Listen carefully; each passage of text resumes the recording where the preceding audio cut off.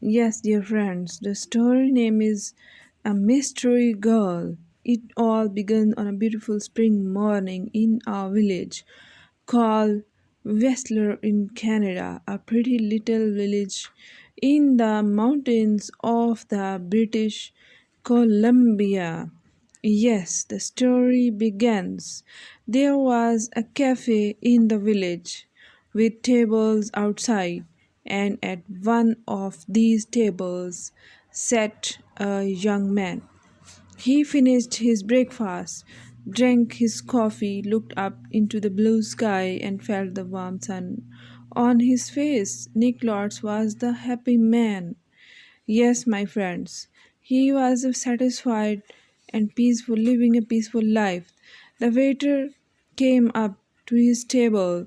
More coffee, sir? He asked. Yeah, great, said Nick. He gave the waiter his coffee cup. The waiter looked at the camera. On the table, on vacation, he said. Where are you from? Yes, he asked to him that you belong from which city? San Francisco, Nick said. He laughed, but I am not a vacation. I am working. I am travel writer, and I am doing a book on mountains in North America. I have got some great pictures of your mountains, and I belong to San Francisco. The two men looked up and Whistler Mountain behind a village. It looked very beautiful in the morning sun. Do you travel a lot then? Asked the waiter. All the time, Nick said. I write books and I wrote for travel magazines. So traveling is my passion. I'm always keep on travel. Or I write about everything, different countries, towns, villages, rivers, mountain, people. The waiter looked over Nick's head. There is a girl across the street, he said. Do you know her? He was asking to him, and he was looking at his face. Nick turned his head and looked. No, I don't. Well, she knows you, I think, the waiter said. She is watching you very carefully. He gave Nick a smile. Have a nice day. He went away back into the cafe. Now he was back inside the cafe and waiting for the reply of that beautiful girl. Nick looked at the girl across the street. She was about 25 and she was very pretty. She is watching me, Nick thought. Then the girl turned and looked in one of the shop windows. She was looking inside from the windows, and it was very pleasant surprise for him. After a second or two, she looked back and Nick again. Nick watched her. She looks worried. She thought, what's she doing? Is he waiting for somebody? Suddenly the girl smiled. Then she walked across the street, came up to the next table and sat down. Now she was very close to him and she was looking towards him. She put her bag down on the table. The bag was half open. Hi, I'm Dan, she said. Do you remember me? We went at a party in Toronto. Hi, Dan, said Nick. He smiled. I'm Nick. But we did not meet at the party in Toronto. Yes, we did not meet. It's true. We did not meet at the party in Toronto. I don't go to the parties. I don't go to the parties very often and never in the Toronto. Oh, the girl said, but she did not get up or move away. Have some coffee? Said Nick. The story about the party in Toronto wasn't true, but it was a beautiful morning and she was pretty girl. So it was a good topic to continue the relation with that pretty girl. And the story was fake. Maybe it was a party in the Montreal or New York. The girl laughed. Oh, okay, maybe it was. And yes, I'd love some coffee. When she had her coffee, Nick asked, "What are you doing in Whistler? Or do you live here? It's your permanent residence, or you are a visitor?" "Oh no," she said, "I'm just traveling through." "And what are you doing here?" "I am a traveler writer," Nick said, "and I am writing a book about the famous mountains. I love mountains, so that's why I selected this area." "That's interesting," she said, but her face was worried, not interested, and she looked across the road again.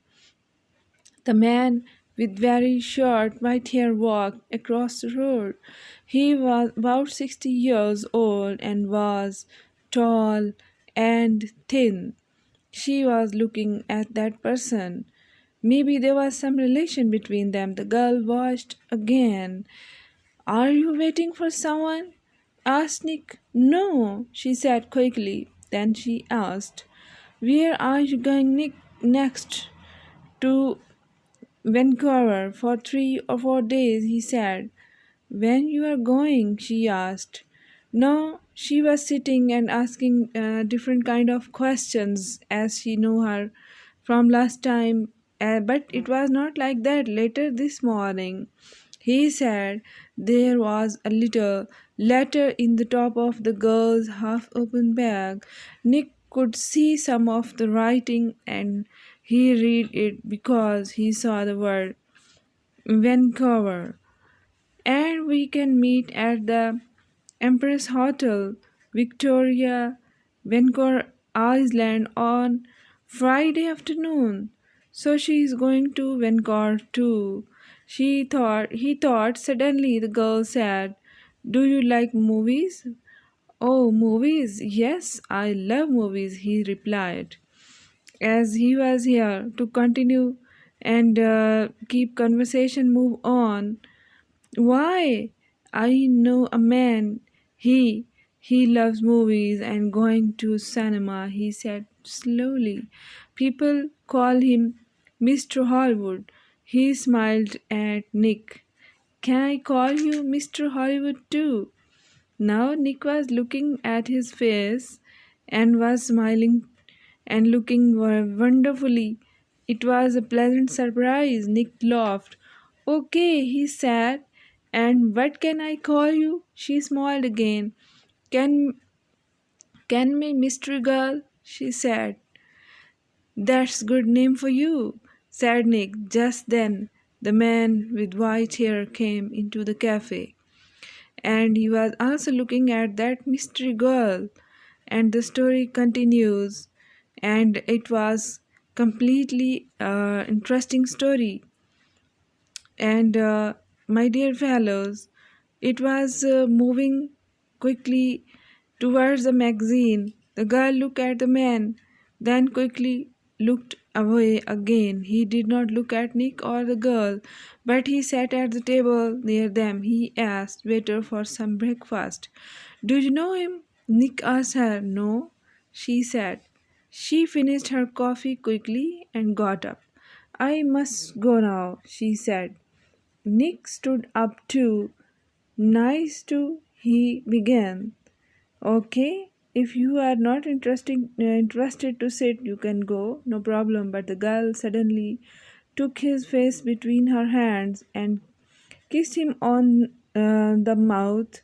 "Drive carefully, Mr. Hollywood." "Goodbye," she said with a big, beautiful smile. Then she turned and walked quickly away. It was looking like she is just hiding herself from someone, or she is looking at someone. Nick sat down again and watched her. She walked down the road and into the big hotel. Now, what thought Nick was that all about? The man with the white hair watched Nick and waited. But he was quiet, and Nick was quiet too. They both were just looking at each other. After 4 or 5 minutes, Nick finished his coffee, took his book and his camera, and left the cafe. His car was just outside. The the girl's hotel and he walked slowly along the street to it. Now he was walking slowly inside the street. The man with white hair waited a second, then quickly followed Nick. From a window high up in the hotel, the girl looked down into the road, and the man was following the Nick, and he was also walking slowly. She saw Nick and the man with white hair. About 50 yards behind him, Nick got into his car, and then man with white hair walked quickly to the road, car across the street. And my dear friends, the story is getting interested. 5 seconds later, Nick drove away in his blue car, and the red car begins to follow him. When the girl saw this, she smiled, then went to put some things in her travel bag. Maybe she was just trying to go somewhere. That evening, in his hotel room in the Vancouver, Nick could not stop thinking about the girl in Whistler Cafe. He was constantly thinking about her. Why did she came and sit with me? She did not know me. And then story about a party to Tornado was not true. And she was worried about something. But what? And what that kiss? It was nice. Of course, but why did she do this? He was surprised or rather shocked. Maybe she liked my face, Nick thought, or may brown eyes. But I'm not going to see her again, so it does not matter. Forget it.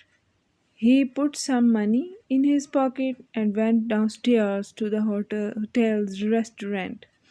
Now he was coming down from the downstairs and was in deep thought, but there were no free tables, so he walked down to the guest room and found a restaurant there after dinner.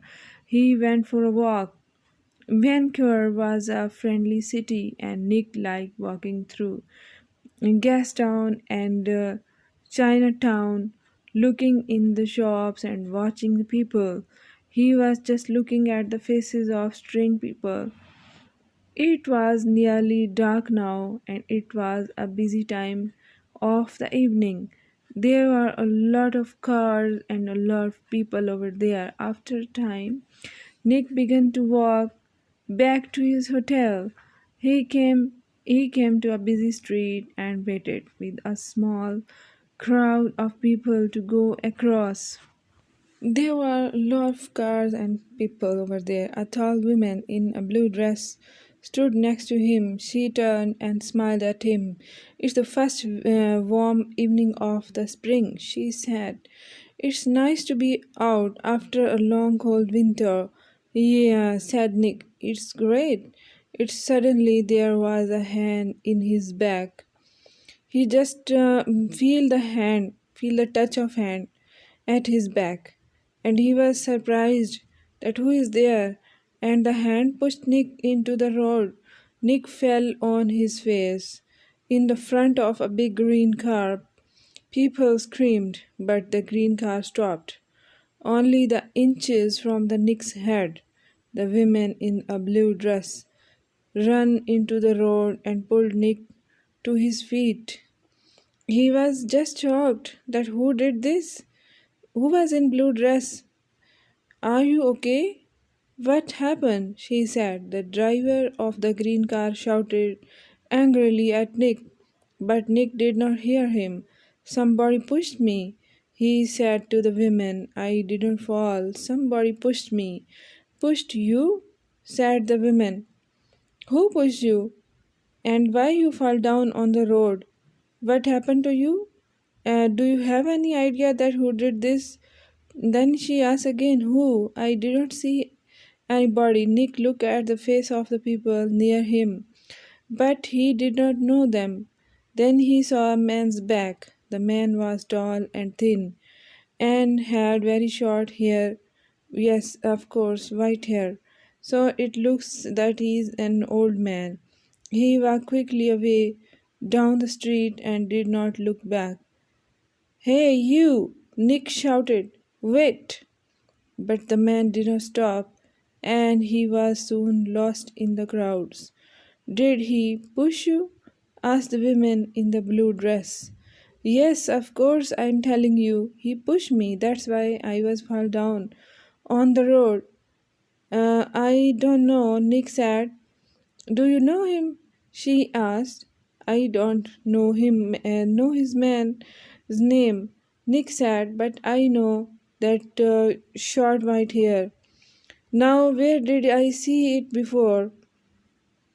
The women began to move away. "I must get home," she said. "Are you okay now?"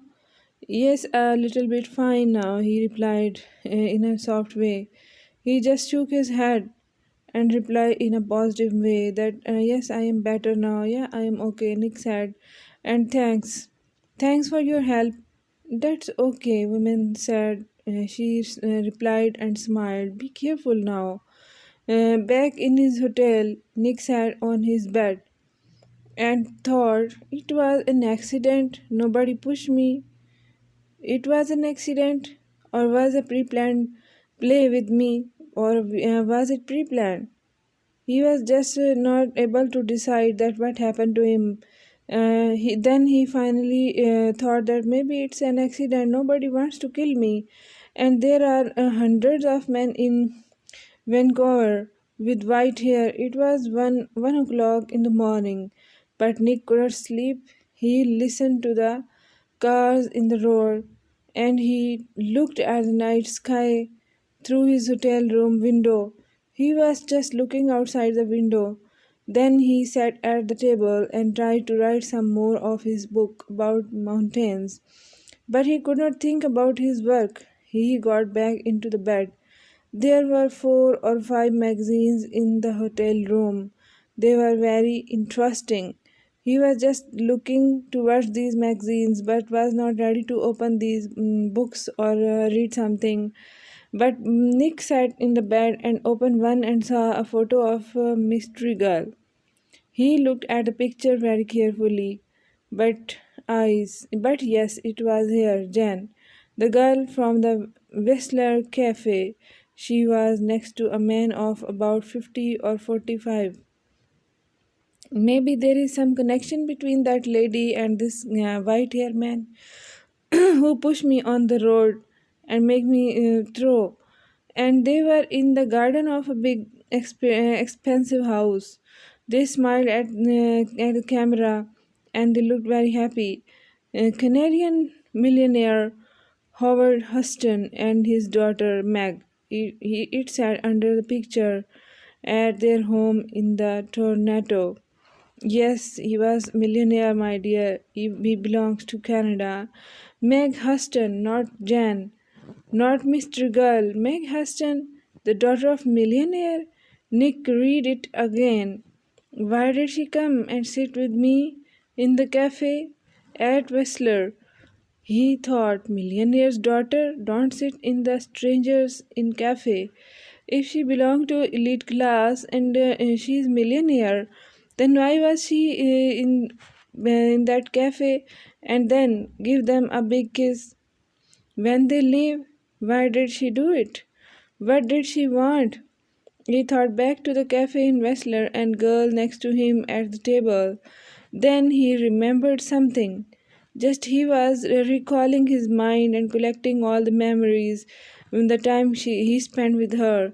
He remembered a man at the table near them in the cafe, a tall, thin man, about 60 years old, a man with very short white hair. Nick did not sleep much that night. He was just thinking about that lady and that man who pushed him and threw him on the road. The next day was Thursday. Nick stayed in the hotel room and wrote about mountains all morning. Then he drove a Stanley Park in the afternoon. Yes, he go to park to take fresh breath. Just left his room. He was just making his mind. He sat and read a book for an hour. Then he went for a walk under tall trees. There was nobody near. It was quiet, and he could walk and think. He thought about the Meg Huston and about the man with white hair. But he was just confused. He was unable to just collect some result or get some conclusion. Did he know Meg Huston? Did she know him? He remembered Meg Huston's last words: drive carefully, Mr. Hollywood. Why did she say that? Why did she call him Mr. Hollywood? He did not understand any of it. Suddenly he heard a noise. Why she give her that title, Mr. Hollywood, and why she asked her to drive the car carefully? He stopped. That was a gun, he thought. There's somebody in trees with a gun. There it is again. Then something hit the trees over his head. Somebody, somebody's shooting at me. Nick thought. He turned and ran. There was someone behind the trees with gun in his hand. Maybe he was trying to kill him, and somebody's begun to run after him. Nick ran through the trees. There was no sun in here, and it was half dark, and there were no people, nobody to help him. I must get to my car, Nick thought. Find some people. The police. He ran out. There was not any person outside because it was late evening time. It was not sunny evening, but snowy evening. He could still hear the gunman behind him. So he ran faster. After 3 or 4 minutes, he stopped and listened. Nothing. It was all quiet. Nick was afraid. What's happening? He thought. Was somebody shooting at me? Why is somebody following me? Why someone is trying to make me frustrated, make me afraid of this area? I don't have any enmity with any person. First, a hand pushes me in the front of a car, and now somebody is shooting at me. He waited another second or two, then walked quietly back to his car. He was very careful. He looked and listened all the time, but nobody came out of the trees, and nobody shoot at him. Then who was the behind him at that time? Who was running behind him? Who was just making him afraid? Then he saw people, women with young children, somebody with a football, two men with a dog. He began to feel better. Nobody can shoot me now, he thought, not with all these people here. 10 minutes later, he was back at his car, and now everything was going smooth. Who was there at that time, and where he has gone now? Why he is doing like this all? There was a letter on the window. Nick read it. It said, I am going to kill you, Mr. Hollywood. Nick drove to the nearest police station. He waited for the half an hour. Then a tired young policeman took him into a small room. He just gave that letter which he collect from the car's window. Nick told his story and the policeman wrote it all down so what are you going to do? Asked Nick. Nothing, said the policeman. Nothing, said Nick. But somebody shoot at me. And Mr. Lords, the policeman said tiredly. So there is a lot of suspense in this story, my dear friends. So the policeman was not so much interested in the Nick's story, but he was just taking it serious now. Nick told him everything. How many people are there in his town with guns? I don't know, said Nick. But you don't see the gunman. Was it a man, a boy, women? Color of eyes, long hair, short hair? Do you know? You don't know because you did not see anybody. As it is not in your knowledge, was it really a man or maybe a woman? And with long or short hair? Maybe it was an old girlfriend. Maybe somebody doesn't like your travel books, Mr. Lords. But what about the man with the white hair in the Whistler? Said Nick. The girl, Meg Huston, called me Mr. Hollywood in the cafe. And now someone is just making me frustrated with this letter. And this man heard her. And now I get a letter to Mr. Hollywood on my car. Who is this Mr. Hollywood? We all want answers to our questions, Mr. Lords, the policeman said, but we don't always get them. So don't worry and don't be so much panic. Take care of yourself and now you should be more careful about yourself. Questions but no answers.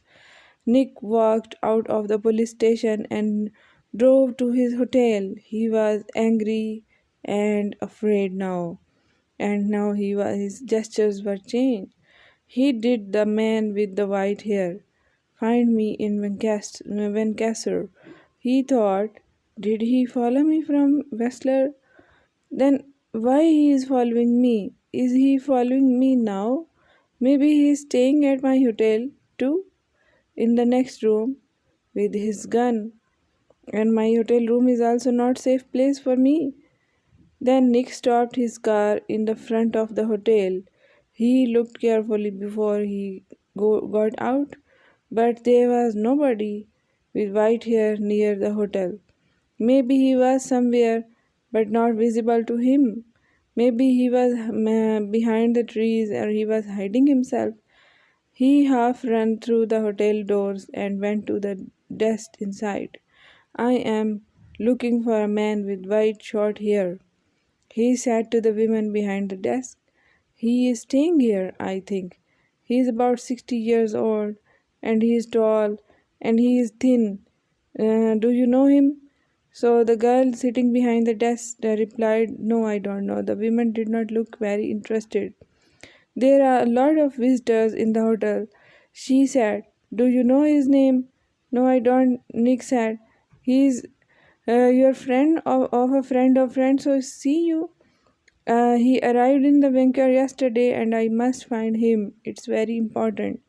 Then the lady sitting behind the desk looked at him and was not very interested in his story as he was not any information about that man, just giving a introduction of his personality. Please help me. The women look at him. There are 350 rooms in this hotel, she said, and maybe 30 or 40 men with white hair. How can I remember all their names? It is not possible for me. She turned away to answer telephone call. Nick walked away from the desk. A drink, he thought. I need a drink. He went into the hotel bar, got a drink, and sat down at the table. So, what do I do now? He thought. He was just making plans in his mind to make himself secure from that man and that lady. And then he remembered something, a letter in the girl's half open bag in the Wessler Cafe, and we can't meet at the Empress Hotel, Victoria, Canberra in Iceland on Friday afternoon, and tomorrow was Friday. So he was just thinking about that meeting. Can I meet her? I am going to Victoria on Vancouver Island, he thought, to the Empress Hotel. Nick had dinner in the hotel that evening. He finished eating and got up from his table and saw the man with white hair. Nick moved quickly and just was looking at that person. He was the same man which he saw in the last time in that hotel. The man was at the hotel desk. Nick could see the white head above the other heads near the desk. Excuse me, said Nick. He pushed past the people in the hotel restaurant. A small boy ran in the front of him and Nick ran into him. But he was just following that man who was with white hair, a tall and thin person. The boy and Nick fell down on the floor. The boy began to cry. Hey, said a woman behind Nick. I am very sorry, said Nick. He got up and helped the boy to his feet. Are you okay? He asked the boy. Be more careful next time, said the woman. And he apologized his mistake. And women said, then it's okay, but you should walk carefully.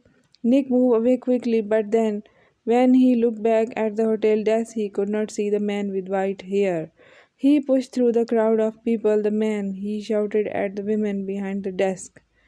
Now again, he go to that lady and ask that he is the man to whom I was just wondering. The man with short white hair. Where did he go? The women look at Nick. Mr. Vickers, he said. I don't know. Vickers? Is this his name? Said Nick. What's his room number? I'm sorry, I can't tell you that, the woman said. Because it's confidential. He is staying in our hotel and we are not allowed, as per policy, to give you the number if you don't have any connection with him or maybe some dangerous connection. But I need to begin, Nick. The women turned away to the answer to the telephone. After a second or two, Nick went upstairs to his room. Vickers, he thought. Does Meg Haston know Mr. Vickers? I need some answers. And I need them quickly because I am just getting more and more confused in this situation. Then Twasam was the about 20 or 3 miles south of Vancouver. Nick drove there in his car the next morning for the 1 o'clock ferry Vancouver Island. Then during his way, every 5 minutes, he looked behind him. The road was busy. Black cars, white cars, red cars, green cars. Maybe Vickers was in one of them. At Twassen, Nick drove his car onto the ferry, but he was not confident this time. He was not driving his car confidently. There were a lot of cars on the road. Maybe someone is in the car who is gonna kill me, gonna shoot me. But he looked for a man with the white hair, but he did not see him. Soon the ferry began to move, and Nick felt better. Right after some moments, after some time, when he looked back, he found the ferry restaurant and got something to eat. More people came in. Nick looked at the faces of all the older men. Some had hats on, so he looked for somebody tall and thin. But there was nobody. Maybe he is not on the ferry, Nick thought. Maybe he left that place. Maybe he knows that I am also following him. Maybe he knows that I know his name and that's why he left the place. Maybe he's back in Vancouver. Later, Nick walked around the ship again. Once, he thought he saw the man with white hair in the crowds, but he could not be sure. Maybe he is someone else. 90 minutes after leaving Tucson, the ferry arrived at the Swartz by on Vancouver Island, and Nick went back down to his car. Swartzby was 20 miles north of Victoria. So now he was making his mind to go there. Nick drove quickly and again looked behind him every 4 or 5 minutes. Once he saw a red car about 200 years behind him. Did I see that car on the road from the Vancouver to Sasan, he thought. Maybe or maybe not. He drove more slowly, but the red car still stayed 200 yards behind him, and Nick could not see the driver's face or hair. Soon he was in busy streets of Victoria, and Nick did not see the red car behind him again. Maybe he just go back, or maybe he changed his way. But he was just something in his mind. Victoria was a car of gardens. Victoria was a city of gardens and beautiful old buildings. Nick liked Victoria very much. But today he wasn't interested in gardens or buildings. He found the Empress Hotel, went inside, and walked across to the desk. at that place. He was just wondering very carefully, looking here and there. Can I help you? A young man asked Nick. I am meeting a friend here this afternoon, said Nick. Miss Hudson. Hudson? Said the young man. Wait a minute. He went away and came back. Sorry, but there is no Miss Hudson staying here. Then what you want to do? Can you stay here and wait for her? Or you can you go back? I can. Is there any kind of uh, any other identity of that lady?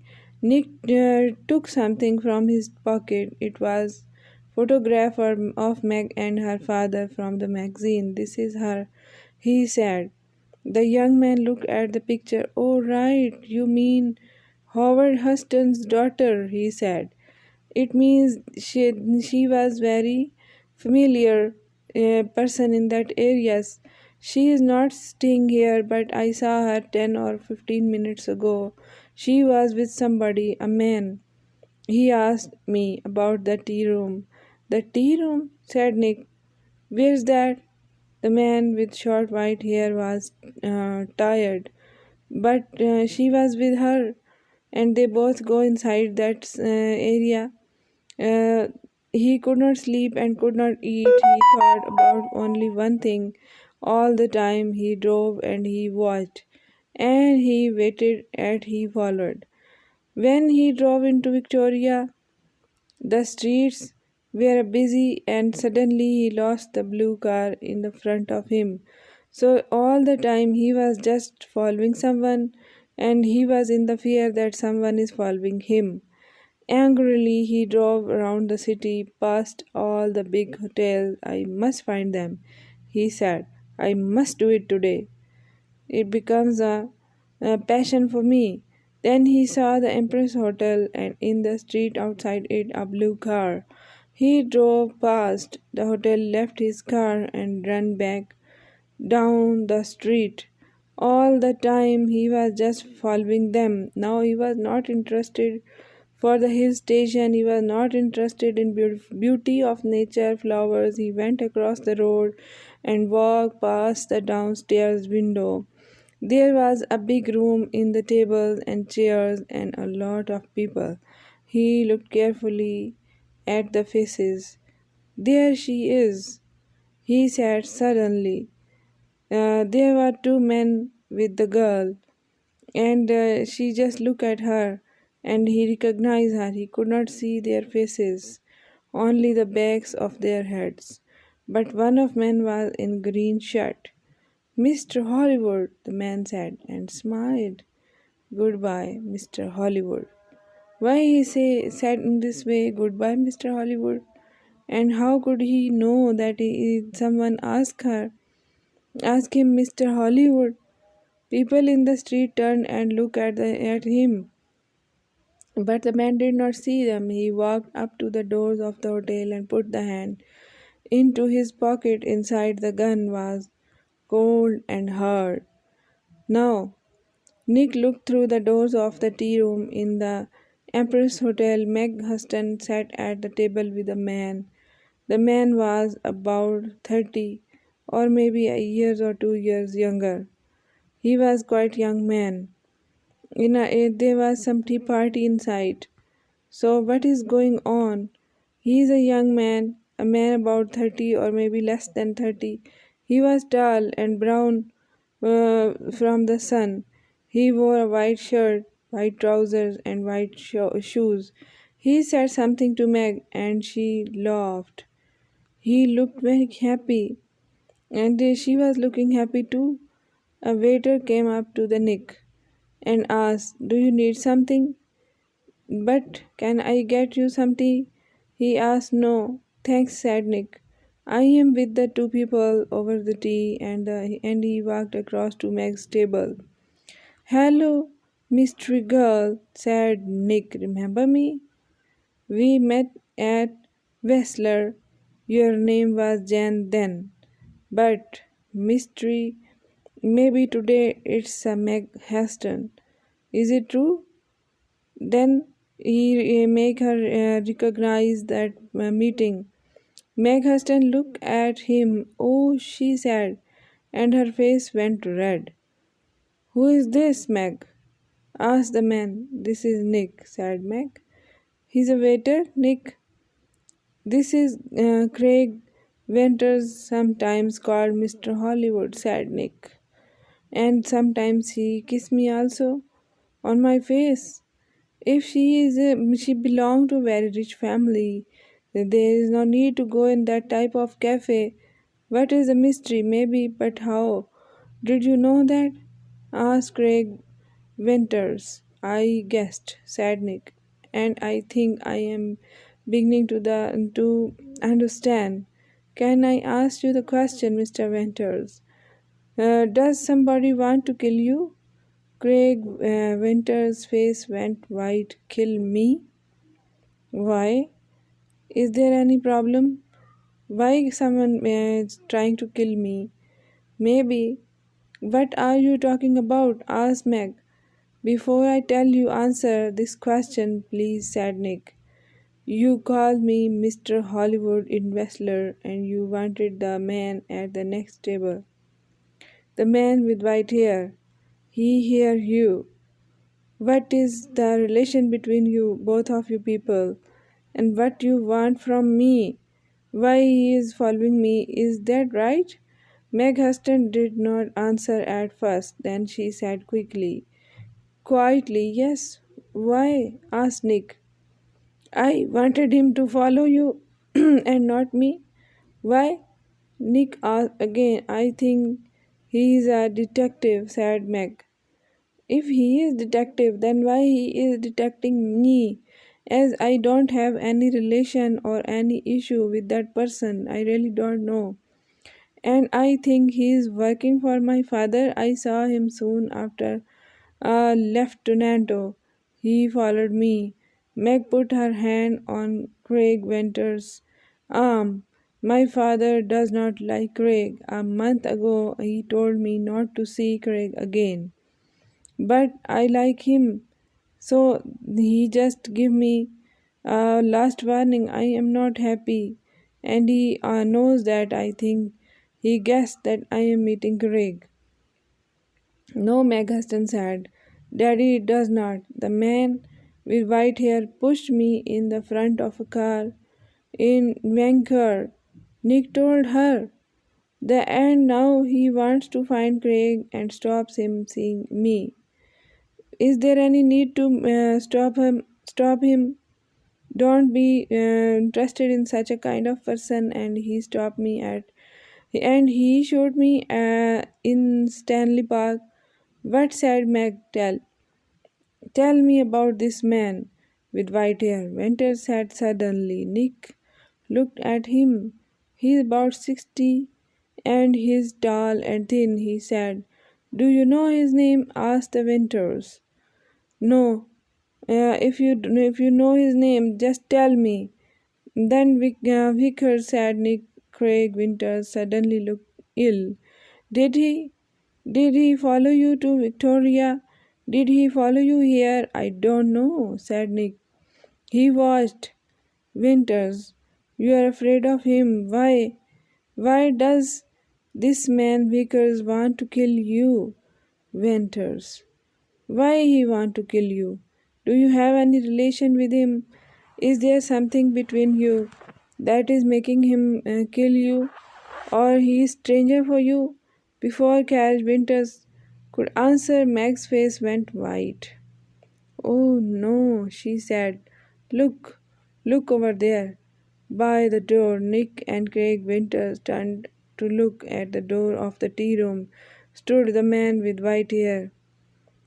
He was standing over there. And now, what is his plan? What was in his mind? No one knows. He looked up and down the room. He then saw them and began to walk across their table. His hand was in his pocket. For a second or two, the three people at the table did not move. Then Craig Winters jumped to his feet. For a second or two, the three people at the table did not move. "That's Mr. Hollywood," he screamed. "That man here." And he pointed at Nick. The man's hand came out of his pocket with the gun. "This is for Anna," he shouted. Nick moved very fast. The tea table went over and Nick was down on the floor in a second. "This is for Anna," he shouted, and Nick moved very fast. "What happened? What is going to do? What he want from us?" "Mr. Oh, that's Mr. Hollywood.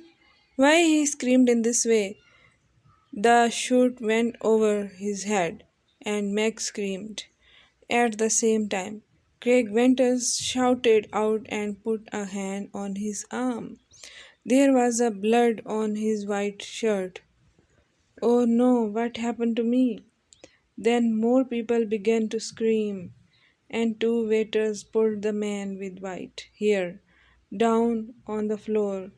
"Get the police," somebody shouted. "Is there anyone who can call to the police?"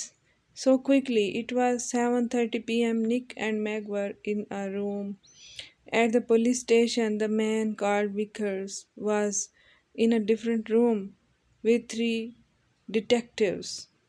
As it was evening time and the weather was very cold, Nick and Meg were in the room, and there was a doctor with him too.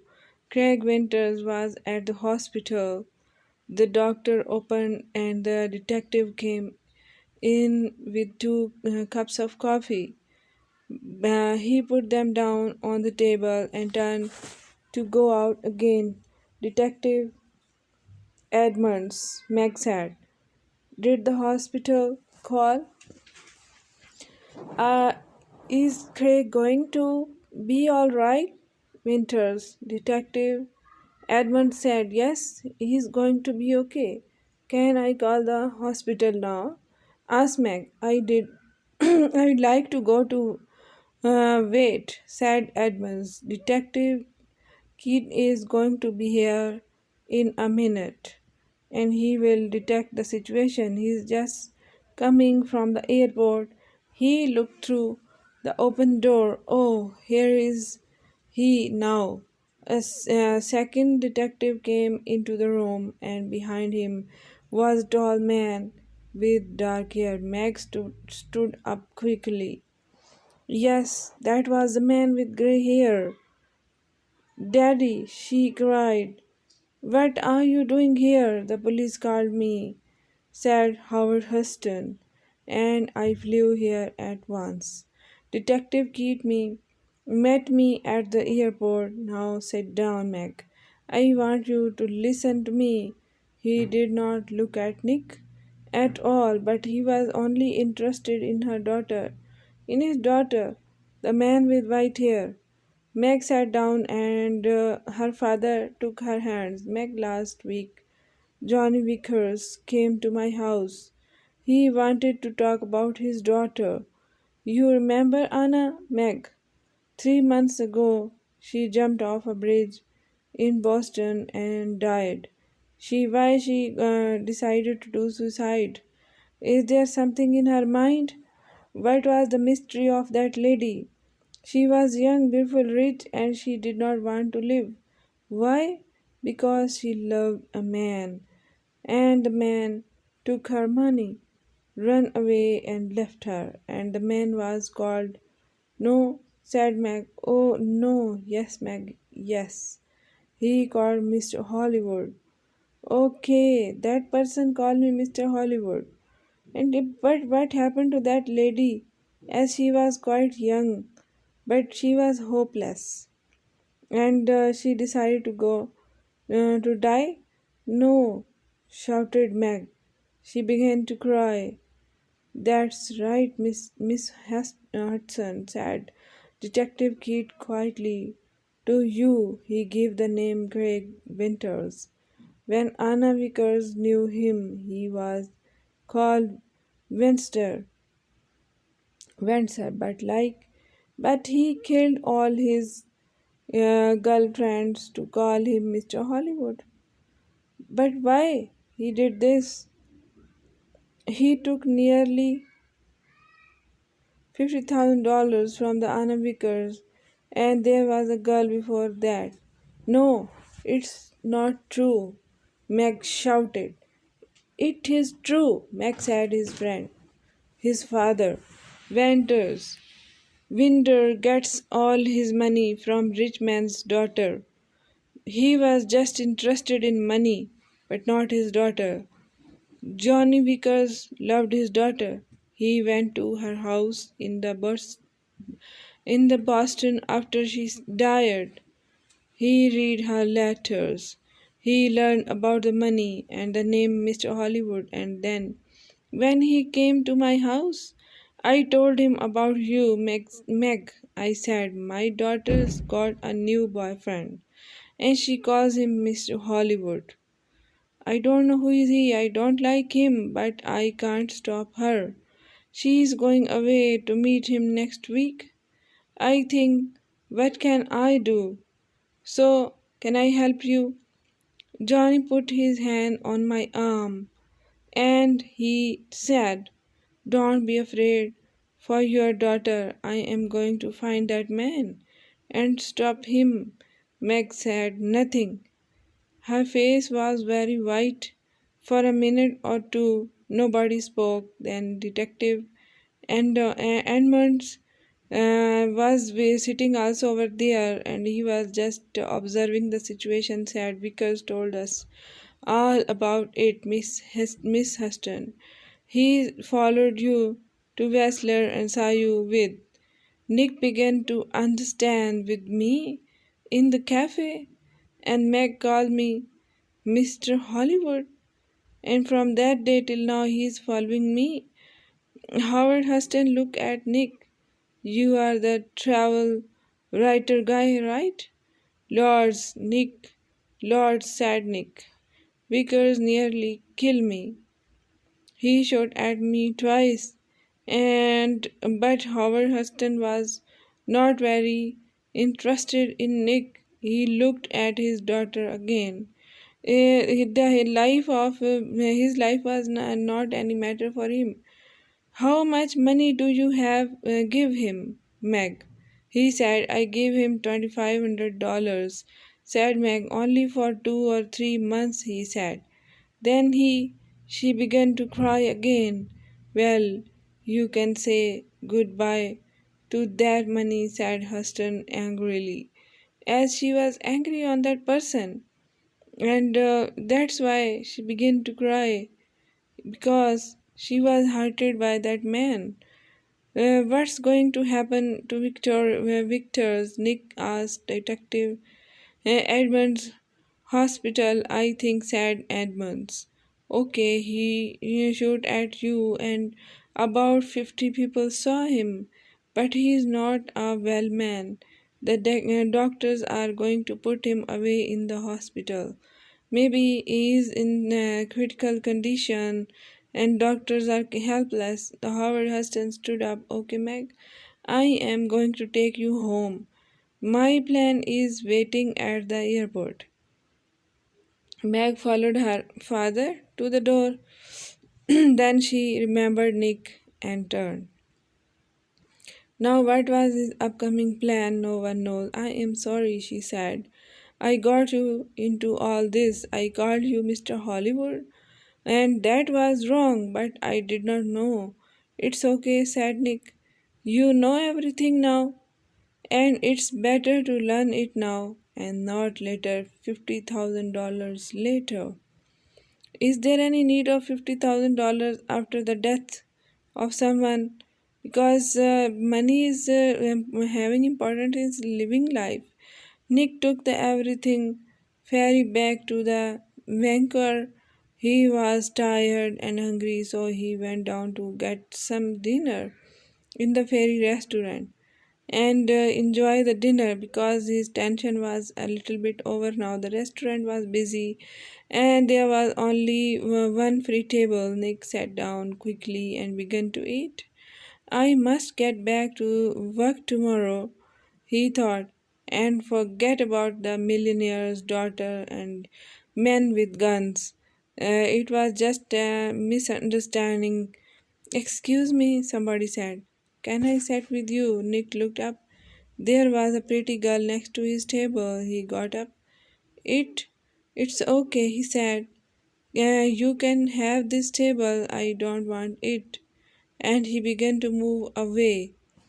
He was not ready to sit with that beautiful lady because he don't want any kind of tension now, and he just want to complete his work.